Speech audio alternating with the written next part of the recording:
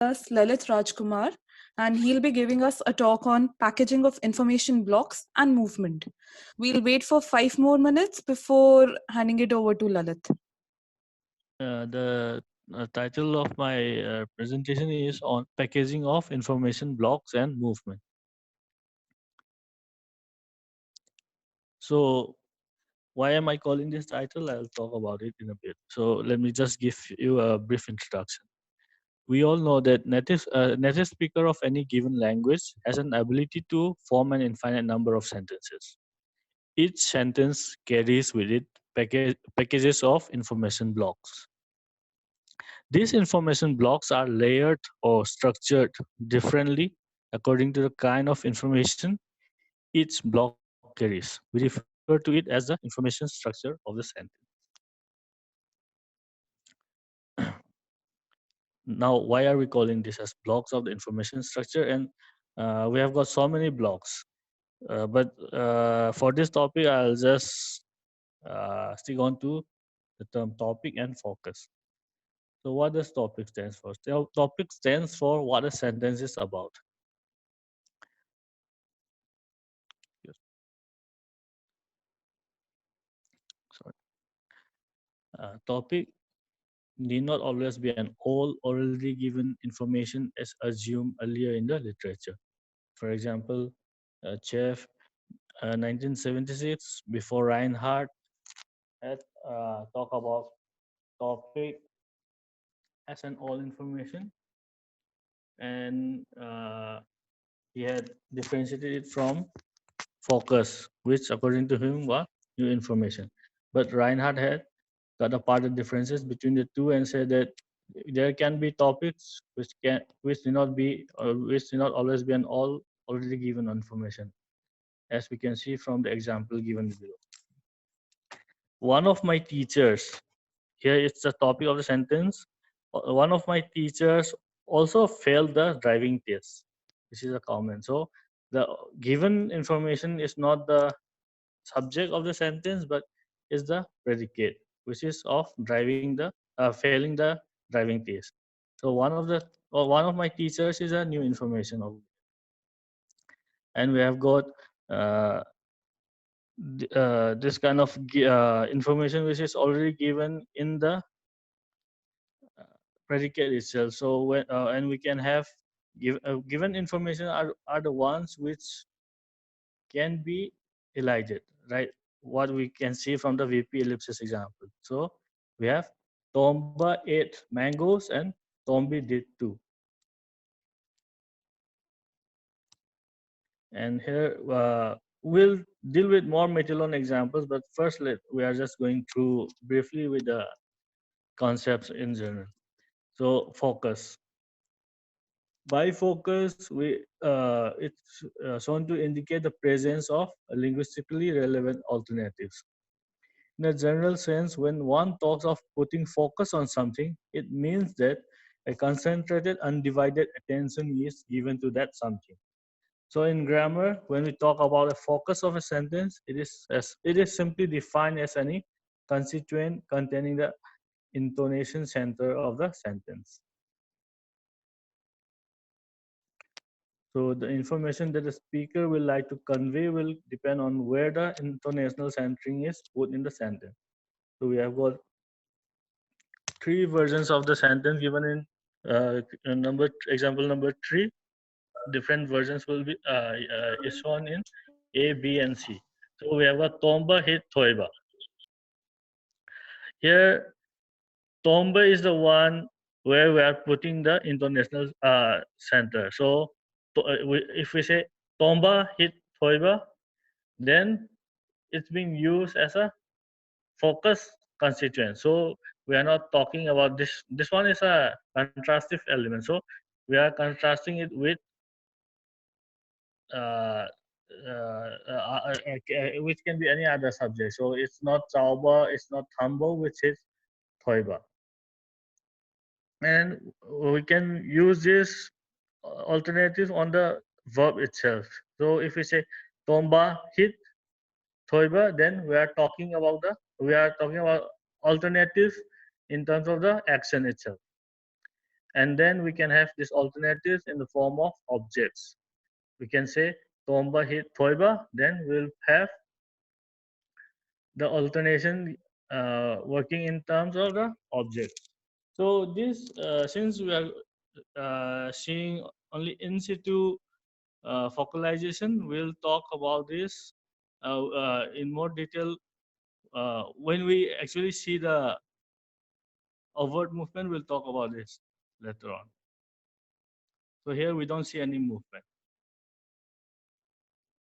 So for the Magellan counterparts of this example sentences given in 3a, b, c, we have got 3a prime, b prime, and c prime. So we have got the, yeah, here also we don't have any movement. We simply saw the focus using the international centering.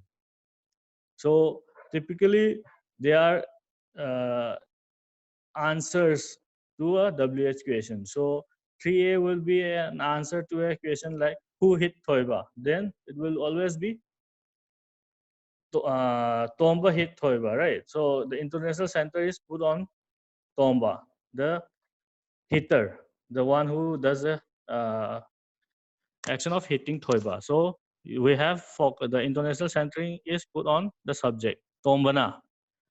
Tombana Thoiba Pui.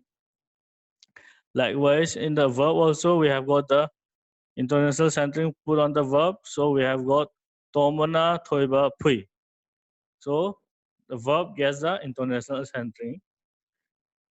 And in the third sentence, we have got the international centering being put onto the object.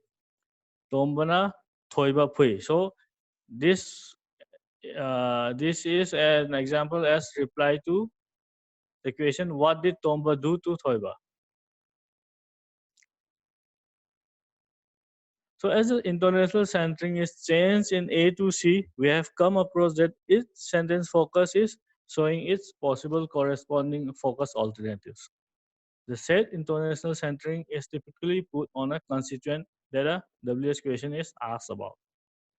Thus, the internationally centered constituent typically marks the answer to a prior WH question. Now let's see another simple WH question. What did Tomba see? So here we have seen that the what has moved from the object position of C, right? So, but the expected answer should be Tomba saw something, right? That something is the one which should be put the international centering. But if my reply is just say to the question, what did Tomba see? If I simply say Tomba saw अच्छे दिन, then it's very inappropriate.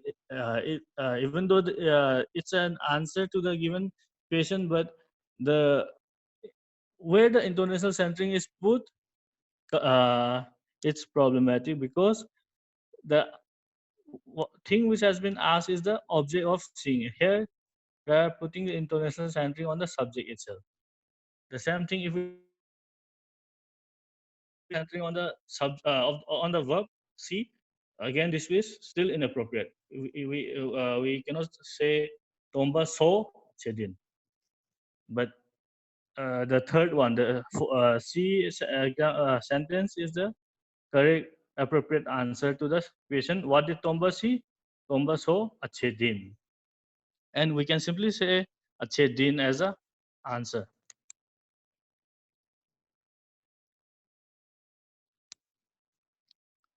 So where is the movement and why? Why are we saying that we have got movement? So when we talk about topic and focus, we are dealing with structures above the IP level. Yeah. So we have the IP level here. So topic and focus. Topic and focus is situated right above the IP level. So we need to look at the intricacies of this. So when we have a term like topicalization, what do we say that something is a topic? We can say simply as a topic is something which the sentence is about. So usually it's the subject of the sentence. But when we say that something has been topicalized, that means that something has been raised higher to the normal subject position, which is a specifier of IP. So if we say that topicalization is a syntactic operation which is considered throughout to be a fronting operation. Once we claim that something has been topicalized, we are claiming that that element has moved out and it has undergone a fronting operation. So by fronting, it involves a syntactic movement operation which takes place either covertly or overtly. Therefore, as in the case of an in situ WS movement, because we have got languages which have got in situ WS movement. So likewise, we can have topicalization which undergoes with just covert movement operation. So there's a possibility of an in situ topicalization. So in 5, we have got a sentence, John will eat the apples. So here we don't see any movement going on. So John, the sentence is about John. So we simply say, John will eat the apples. John is a subject of the sentence. But here, if we put focus on John and say, John will eat apples, whereas somebody else will do something. So we are contrasting the subject with another subject. So this is a contrastive topic, and when a contrastive topic or a contrastive focus, so I wouldn't talk in detail about the difference between contrastive topic and contrastive focus for this talk, but when there is a presence of a contrastive element, we should always keep in mind that both the topic and focus elements are present in the contrastive element. So we have got John, which gets the international centering, and then it's been contrasted with some other subject. So John will eat the apple, and somebody else will do something. So then we have got the object topicalization. So the apples John will eat, you have got the object topicalization. And then in number 8, you have got eat the apples John will do. So here, eat the apples, the VP has been raised, and uh, the tense, it's just the VP which has been moved, right? So the tense marking has been shown by the do support. We have got do insertion over here. And here is just the object which has been raised. So how does topicalization work in Metilon? Subject topicalization. In Metilon, we have got this topic marker T or D, which works as a contrastive topic marker. So in a base sentence, you don't need to use this T or D, and it can simply mean I have drunk liquor. IDU thakle. But when we have put this contrastive topic marker onto the subject, it means I have drunk liquor, but somebody else has done something else, or somebody hasn't drunk liquor. So we need to have a but clause following it. ID you thakle, I'm contrasting myself with somebody else. So the subject being essentially the unmarked topic of topic of a sentence can be topicalized when it is to be more prominent in the structure. So by prominence, we are talking about the international centering, that is focus. Here, the in situ topicalization is introducing the possibility of other alternatives of the subject. Then we have got object topicalization. IUD thakle. So here the topic marker is attached onto the object. So we have got liquor getting the contrastive topic marking. So I have drunk liquor, but I have not drunk other drinks. So it's been contrasted with, sorry, I have lost the connection, it seems. We can still see your subject topicalization slide. Oh, okay, okay. Okay, my laptop screen is not connecting. Let me join again. Sure. Yeah.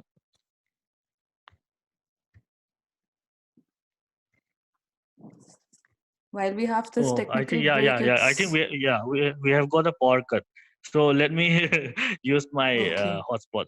Just a Sure. Anybody has any questions till now? This is a good time to ask it.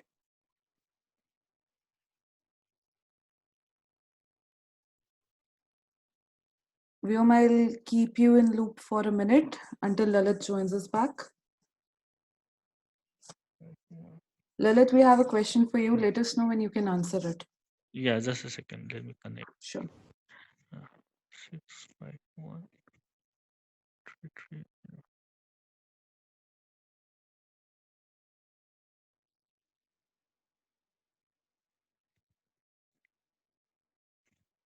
1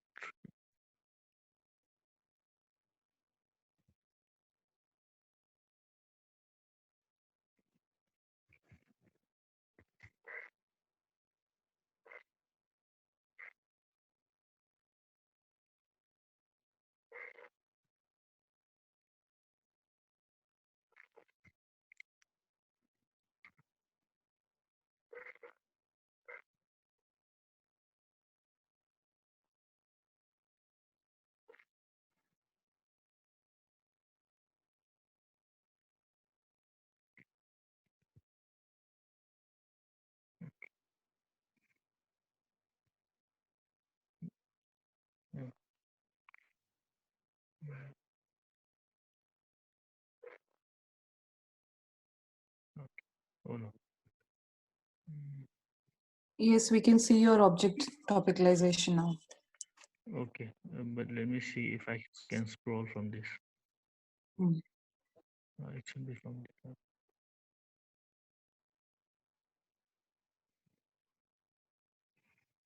Okay. Yeah. Yeah. What's the question? So Vyom wants to know, can sentence 9 on your previous slide Okay. for subject topicalization, can it be Yeah. spoken without the the marker as an answer to the question, what have you done? Yes. Yes. But Vyom, any if that you has been put with the contrastive focus mark, like what have you done, and what have others done, other students, then we need to put D. okay, it answers Vyom's question. Madhu has another question. Madhu? Yeah, Ujjwal, I'll just ask. It was difficult to type, that's why. Hi, Lalit. Okay. Uh, Hi. Hi. yeah, so in your slide 9, Yeah. yeah, uh, I was just wondering about the VP topicalization. Like, is it like after VP topicalization, the do get inserted, or I mean, I was Yeah. confused how both auxiliaries are. Okay. Yeah, Okay. Yeah, I think so too. So I haven't claimed anything as of now when I was doing my VP topicalization thing, but I think this do insertion takes place only after the VP has moved. okay, Yeah, okay, yeah, thank you. yeah. We are good to go, Lalit. Yeah. So it's slide number 11, right? Okay. So when we have the object topicalization, it's the object which gets a contrastive reading. So I have drunk liquor, but not other drinks. So what we have to keep in mind that material object topicalization, like unlike English, does not show a word order change. If we go back to the English example, so in example number 7, the apples John will eat. Here, the apples has been raised and it has been topicalized and it has been raised higher to the subject position, right? So we have got no such movement or no such overt movement taking place in terms of material object topicalization. Here it's done only covertly. So it shows presence of in situ object and subject topicalization in the language, which is what happens with the WH move. We don't have a over WS movement taking place in the language. So it's very interesting to know that we have got overt movement which takes place only in verb topicalization. So, however, when the verb undergoes topicalization, an interesting thing takes place. Lalit, another question for you. Yeah, yeah, Can sure. you take it? Miraba Yeah, wants sure. to ask a question. Miraba? Yeah, yeah.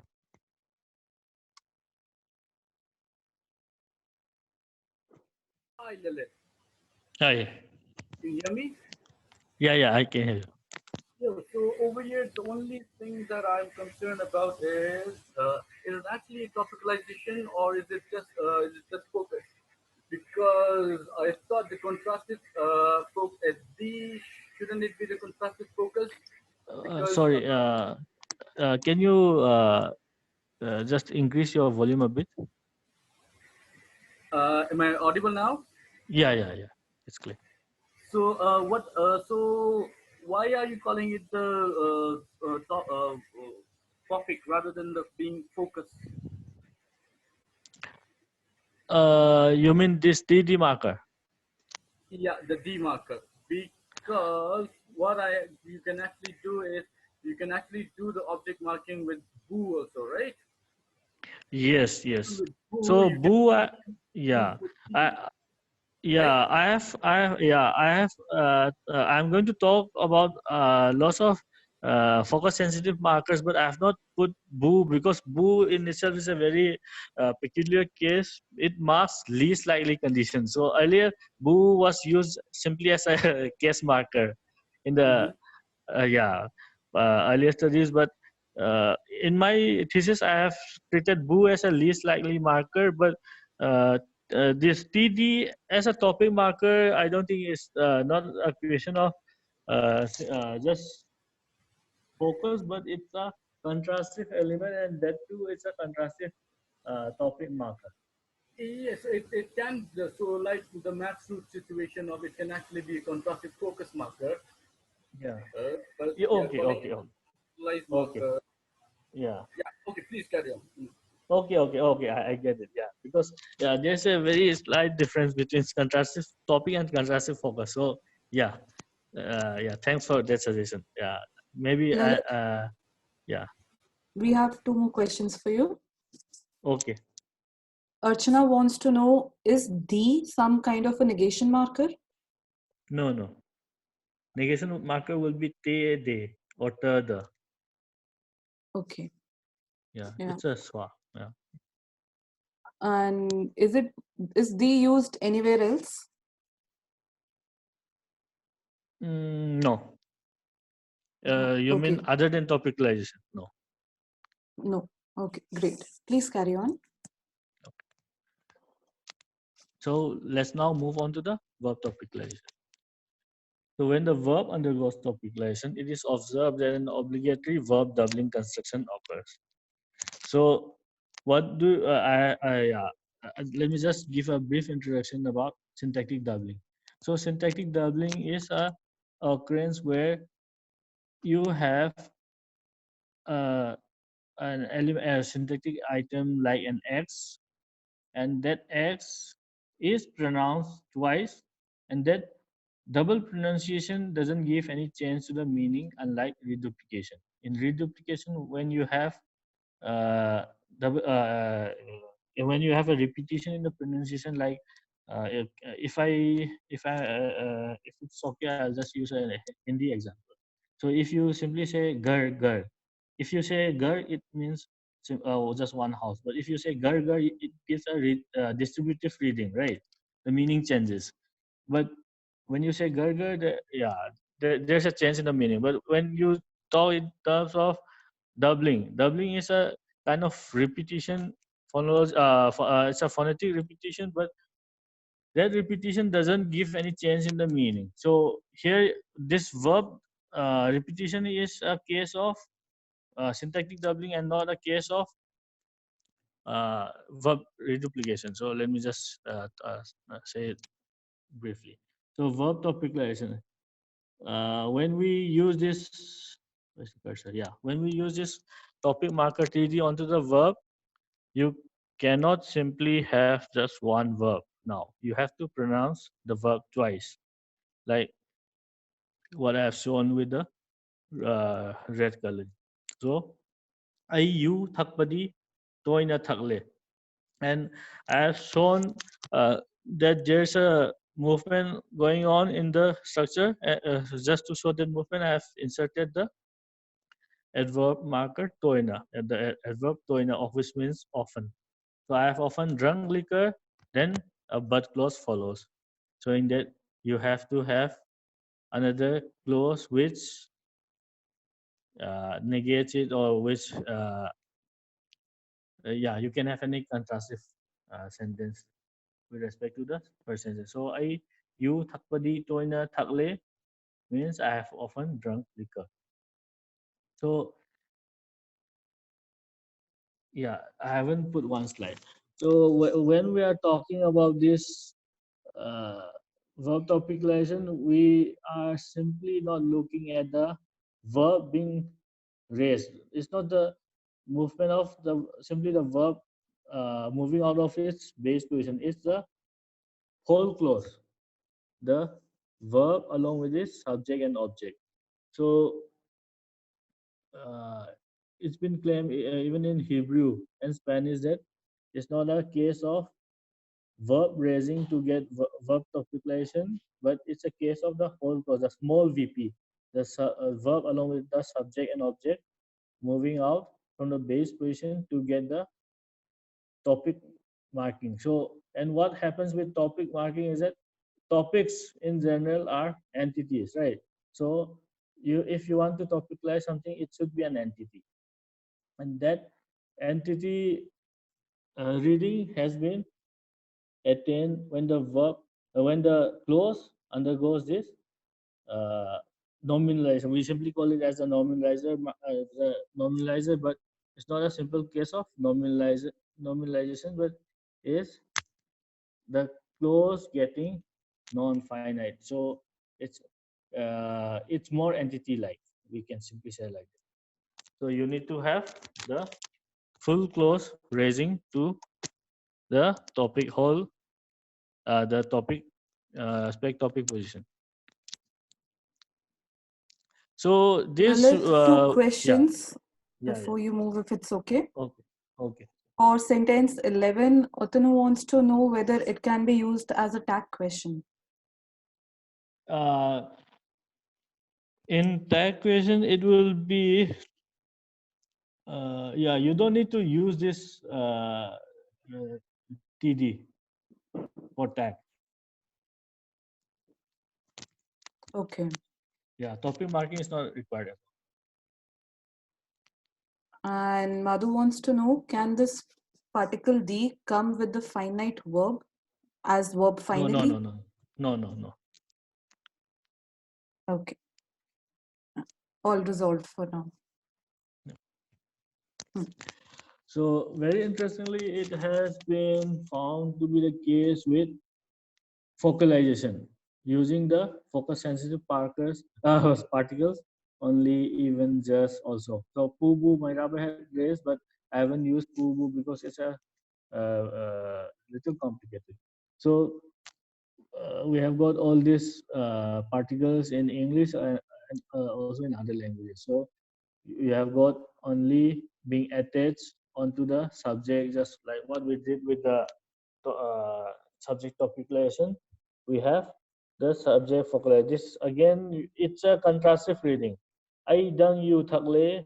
Yeah, this itself means only I have drunk liquor means it's being contrasted with other persons, like another subject, but not any other person has drunk liquor.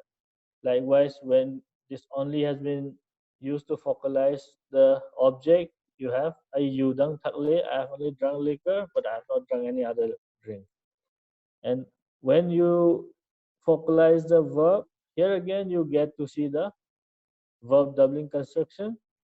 I you thakpadang takle, I have only drunk liquor, but then you have any other contrastive clause. So this works the same way with all the other focus particles. So IU how means I have even drunk liquor, then you have the birth clause following it.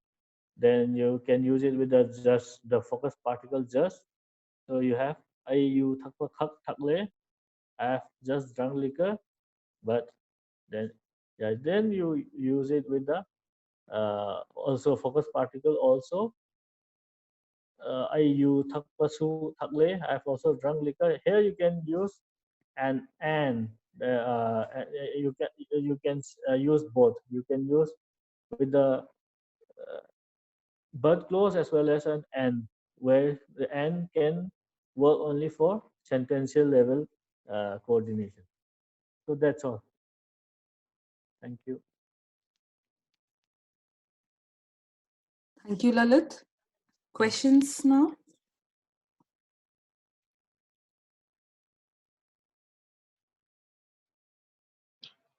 So yeah, can I ask a question? Yeah, sure. Sure, please go ahead. Yeah, this is just following Meraba's question actually, which I was wondering. So this Yeah. D exactly works like Tan, which I'm looking in Tamil also. So, but I Okay. call it as focus. So I was also wondering why this cannot be a contrastive focus, and Yeah. what's the reason that you have concluded that it's, I mean, you analyzed it as topicalization marker. Yeah. So it all started with this the other focus sensitive particles came later on. So when you are talking about something in a sentence, be it the subject, be it the object, or be it the verb, that aboutness factor is coming up whenever I use this TD. That's why I was sticking to the uh, glossing the glossing as TD as a topic marker. But it can be relooked again, because when we say that it gives contrastive reading, then the focus is there in the uh, I mean reading of focus itself is there in this contrastive element. So be it contrastive focus or contrastive topic, you have got both the elements inside it. The topic reading as well as the focus reading is there in contrastive in all cases of a contrastive element. Okay, thanks, Lalit. Yeah. Inakshi wants to ask a question. Inakshi? Hi, Lalit. Hi, Uh, Anya. Hi. This example 11, I'm a little confused. Where Yeah. you've put the star, what is that supposed to imply? Sorry. You've put a, Can you please repeat again? wait, am I audible? Yeah. The star before thak, I was wondering if what Okay. that. Okay. Yeah. Optionality is ungrammatical. Okay. So Yeah. does that you can drop the thak sometimes? No. Optionality is ungrammatical. The Oh, option. star marking in front of the bracket shows that optionality is ungrammatical. That means this is an obligatory verb doubling construction. Okay. Thank you so much. In the order the way things are coming out, Aisha has a comment. Sure. Aisha?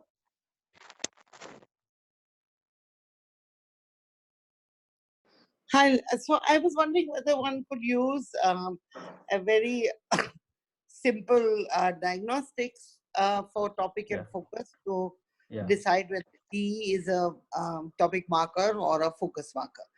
So something to do with the question. So what did John read? Could in this context D appear on John? No. So I was also thinking on that. So with just simple WS question, it does not come up. Right. So and then on the answer, so topicalization is usually incompatible with questions. So Hindi speakers can say, John John ने तो क्या खाया? It's not a good question in Hindi. You can't. So we also have a topic marker. We can't make a question with a topic. At least, Ojasvi might have different. Right? Yeah, it's very But interesting also because on I the can. answer, Sorry, I said it yeah. broke. Yeah, sorry, I'm saying that so in Hindi I can't use, at least my generation of speakers cannot use a to in a question. Okay. Okay, because topic, Okay. and that's also property of German, for example, which has overt movement topicalization, that you can't use a topic marker along with a question. The other, so in the question answer pair, what did John eat? Can John be in the answer? So can I say John ate an apple? No. But Yeah, no. John ने तो सेब खाया. So John ने क्या खाया? John ने तो सेब खाया. In Hindi, I can do it in the answer. You can't do it in. Yeah. If you want to put in chip in other friends of John who are around and they haven't had anything, then I can insert the topic mark. Right. So basically, I'm invoking a contrast set, right? Yeah. But it's topical nature. But can I put D on the same on the apple? What was the question? Did John eat? What did John eat? What did John eat? Yeah. What did John eat? John is the answer. So No, John said to khaya. If there are choices of fruits available, then you can pick apple as the only thing that John ate out of all the fruits. Then there you can use D. But it's not very good if you don't have that choice given. Then it's no, of course. So let's assume John ne seb to khaya. Hindi speakers, what do you feel as an answer to John ne kya khaya? Can you answer John ne seb to khaya? Informal, ma'am. But informal, formal, I don't care about. I want to know about, is it possible? Yes, it is, ma'am. I think you can answer to with like John ने क्या क्या खाया. So it'll be like John ने सेब तो खाया और कुछ खाया कि नहीं पता नहीं. With options. Otherwise, it seems a bit clunky. You could also I'd accept it, but it's awkward. Without any alternative options, we can't use it. Yeah, true. Sorry, but you could also use it like to John ne kya khaya? Can't we? Yeah, that's a different construction. Yeah. That's not the same because then you have propositional or then that though just means then. No, so I was thinking that maybe these if my question was John ne kya kya khaya, then I can say John ne seb to khaya. That rather than either topic or focus, maybe one is looking at the element of just pure contrast. Yes. And rather than, so these markers they mark a mode which is, so in this sense, I mean, I know the Hindi to has many uses, right? But I'm saying in this sense, so I wonder whether D might be just contrast. Right? Or is it just like the Hindi to? So it's but there is a contrast set always being made available in the cases that your above topicalization cases always do. The thing is that it's not it's by itself, it's not a focus marker. So what the fact that you can't use it to mark new information, right? That might indicate that this is certainly not focus. Yeah, and plus, when you are talking about topic being not able to co-occur with question, this focus particle pubu can co-occur with the John ne to kya kha liya. So John nabu kari charage, right? But you can never ask a question like John ji kari charage with this kind of construction.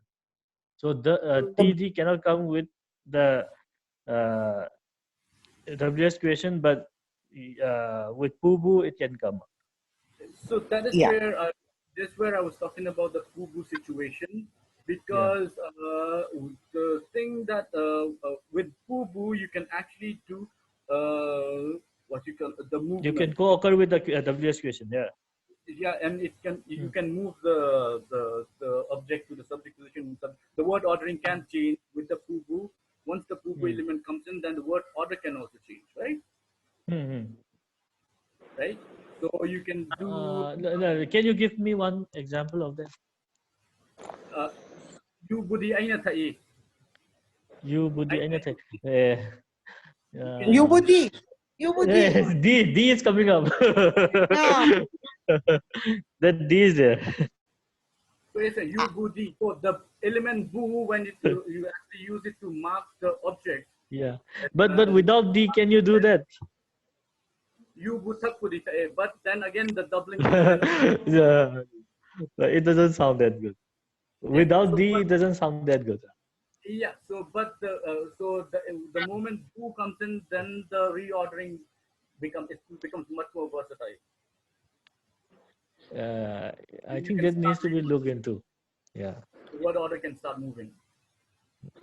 Okay. So I just saw a question by Nupur. I think this is a good time to address it. Because I think that these issues. So let's think of contrast. This is my own thinking. I might be completely wrong. Okay. But this is my own thinking. Focus and topic are notions of the discourse. Right? So earlier approaches, if you don't use these terms, you said topics are old information. They are what the sentence is about. Right? So they give you a, so it's in the discourse, which if you want the thing that you're discussing is topic. Right? Or it has already been mentioned in the discourse. So like I have a card open for it. Let's say I have file cards and I keep on entering information about the card is already been created.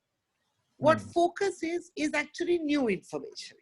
That it asks you to open a new card and identify a new, add one more card to the pile of the things you're talking about. Okay.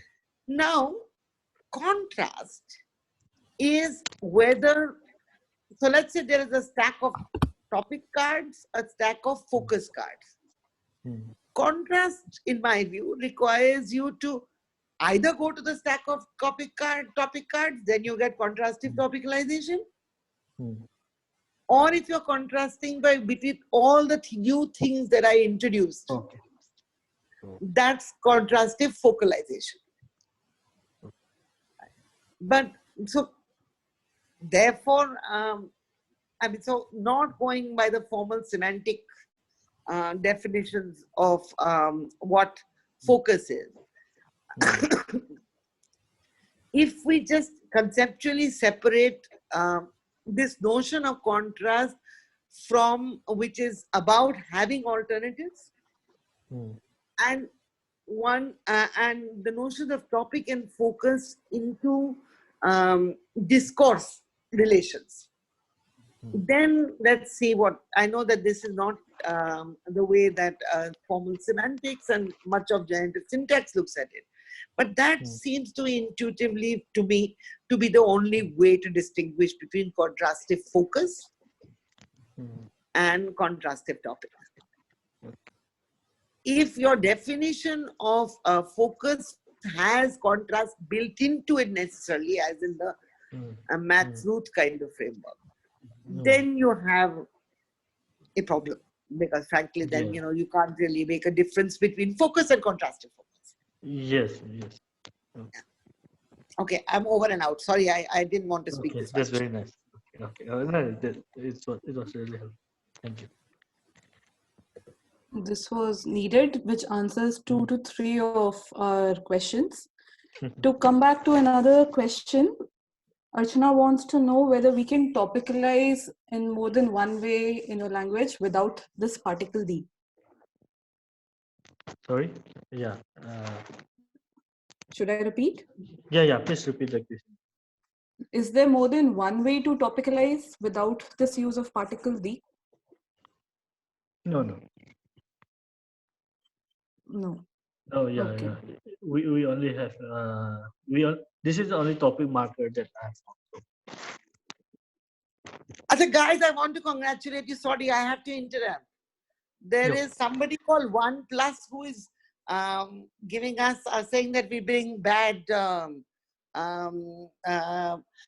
bad name to Lal Salam apparently or something like that. So we've been Zoom bombed. 6 lectures on. I want to congratulate and I will block this person if I can get. Yeah. Who is Oneplus? Yeah, that's me. And one more thing, I would like to say that, Who is it this? would be good. Who are It you? would be good if your ID and password are safe and not available to public to, come and Zoom bomb you. Thank you. Have a good day. Oh. Wow. So strange. Who was Yeah, that? that's. Anybody know? I guess we're successful now. We have succeeded. Yeah. No. I don't congratulate.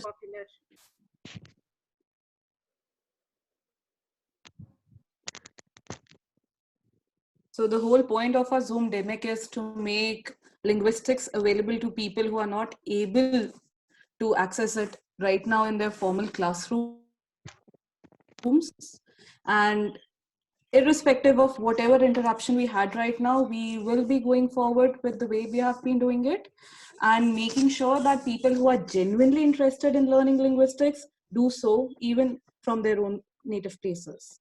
So with that, we go back to our topic and focus and the wonderful world of information structure.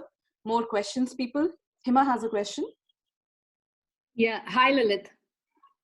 Hi, Hima. Yeah. You mentioned in an earlier slide a particle na. Can you please go back? Yeah. Subject particle or something.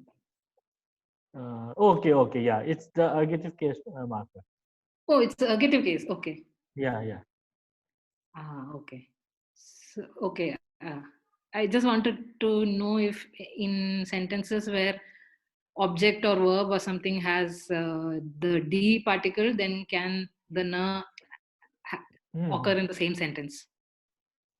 Yeah. D can occur after the na. Okay. Okay. Yeah. Thanks.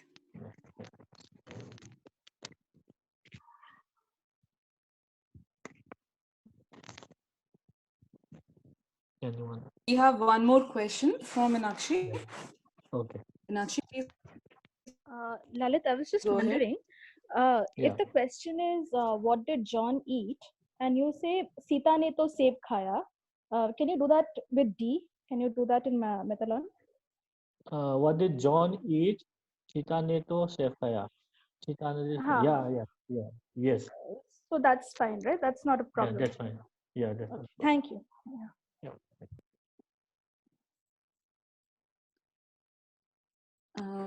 If there are no more questions right now, I'd like to ask one. No. Lalit, are you what is the diagnostic that you are taking to call something topic, something a focus? Like, what's your go-to diagnostic? Yeah. First, for focus is WH question, and for topic is the aboutness.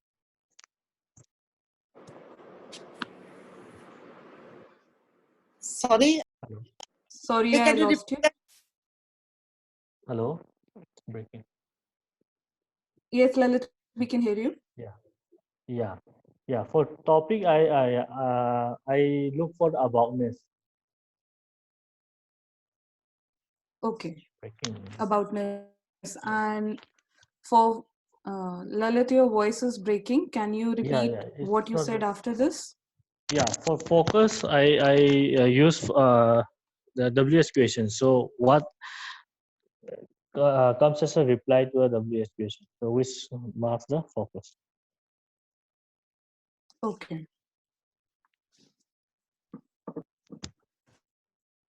So in your work, did the way Aisha was trying to lead towards, did you so far de-link contrast from topic and focus and see them as three separate entities? You mean contrastive elements as one and focus and topic as one?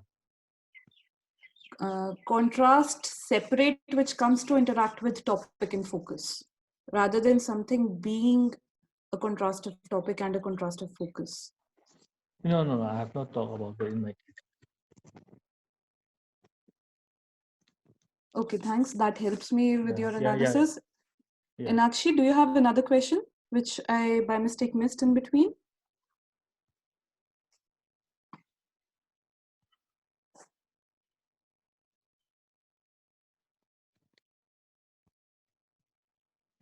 Hello. No, sorry. Yeah. Okay, great. So final call for questions. Yeah, I have a question, Aisha here. Lalit, could you tell people a little bit of your analysis about your analysis as well? I know you don't have a slide for it because this was a talk for the MA students, but maybe the point that you're topicalizing much more than just VP. Okay.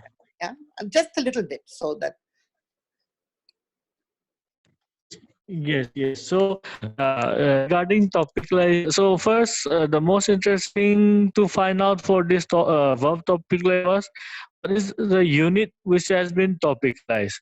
So first, I started checking out whether there is a possibility of just moving the verb out to get it topicalized. No, that's a big no, because then I found out, can we have the English like topicalization where verb moves along with the object to get itself topicalized? Then again, I got a big no, again a very bad ungrammatical construction, and then I moved the whole VP, the whole small VP, the verb along with the subject as well as the object.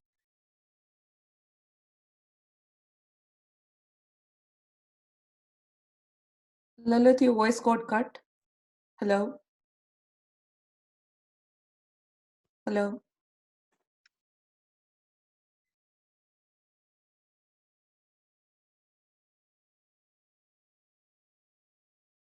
We'll wait for him to get back to us. Hello? Yeah, your voice was cut in between. Yeah, it was, muted on its own.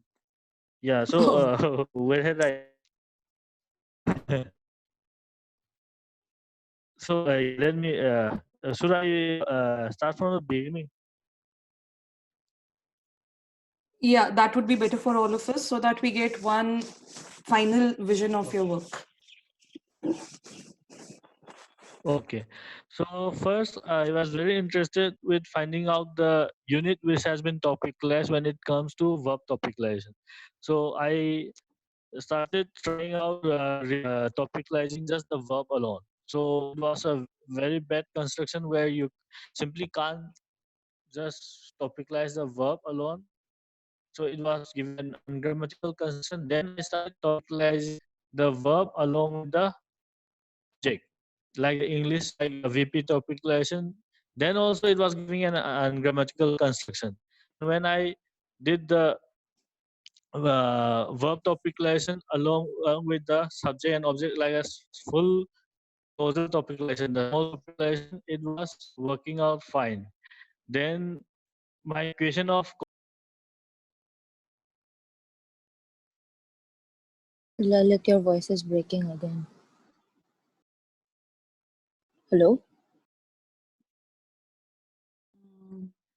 Lalit, you got muted again. Yeah, and connection we issues. promise it's not us. Yes. yeah, I'm sorry. Yeah, it got cut off again. It was So why don't you getting just give us your key takeaway muted on me. points? I think internet is troubling you more. Okay. So let me just yeah. Yeah. My internet is very problematic. So it's a case of causal topicalization and not a simple verb topicalization. So when we have causal topicalization, then how can you say a clause has been topicalized? A clause can be topicalized. I have claimed that when the clause has become non-finite. When the clause has become non-finite, it becomes an entity like. So when something has become an entity like, then only it can be topicalized. So only an entity can be termed as a topic, right? So this was working out both for causal topicalization as well as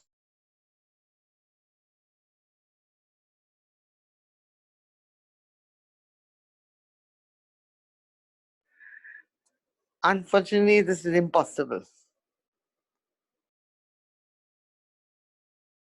But still, we need to give thanks to Lalit because he has done a wonderful job of explaining all the concepts and his data to us in this simple manner, despite him having technical issues from the beginning.